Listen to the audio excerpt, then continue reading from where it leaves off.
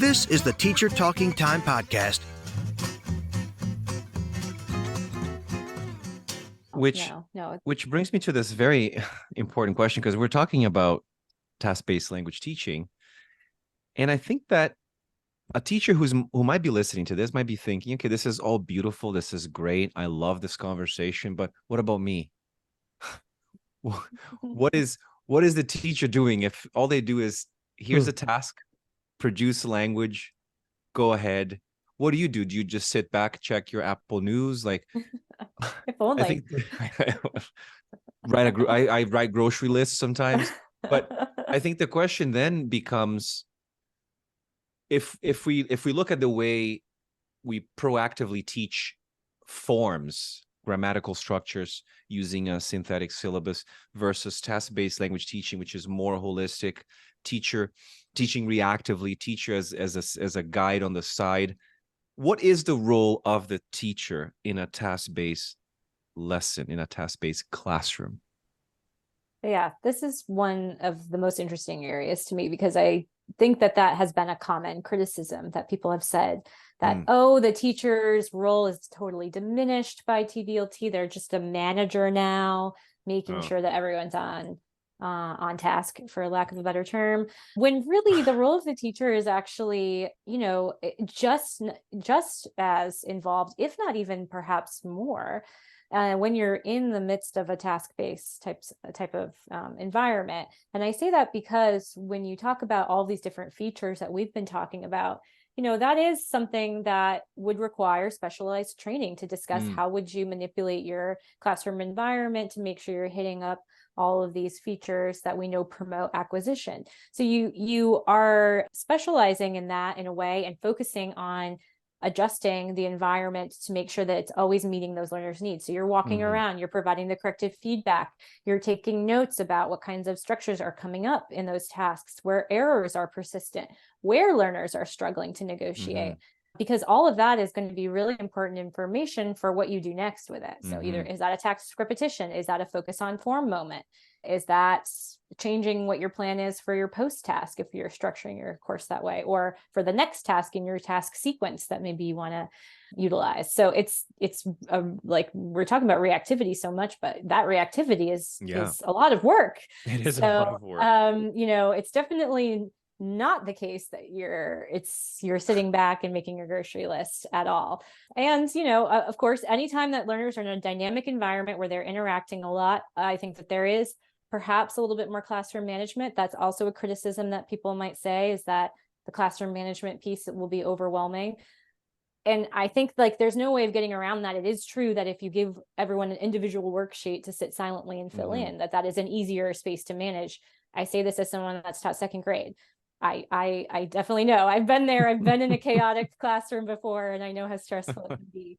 So it does involve creating systems of classroom management so that learners know what the expectations are. When we're in an interactive space, we know what we're doing. We've been scaffolded so that we can work appropriately in those environments so that it can be managed. So you do have to think about classroom management unless you're, working with complete adults who are usually easier to manage. To that effect, in a post-pandemic era, we're in a period of time, not just with language education, but all education, where there is much more asynchronous work. How does this, interaction, that kind of stuff within tasks apply, if at all, to if teachers, designing live synchronous tasks to do and then sending them off, or whatever the case may be, online or not, or whatever, to do their asynchronous tasks? How does that play a part in this?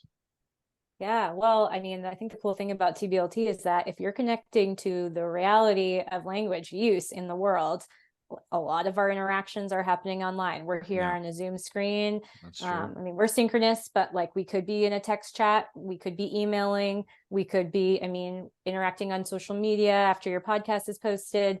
There are so many real authentic ways that you can get learners interacting in digital spaces. Of course, depending on the age and the proficiency, you would have to adjust. But that opens a whole world of asynchronous possibilities, and learners, especially, well, really all of us, but young learners too, who maybe you're seeking ways to motivate them, like that, there you go. They're motivated by online gaming, by, or watching other people play games like Twitch and things like that, which I am fascinated that people are into that.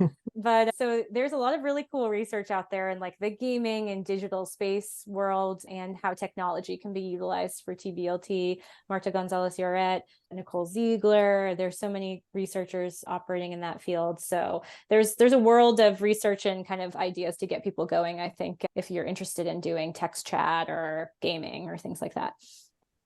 We should definitely bring someone on the podcast to talk about that.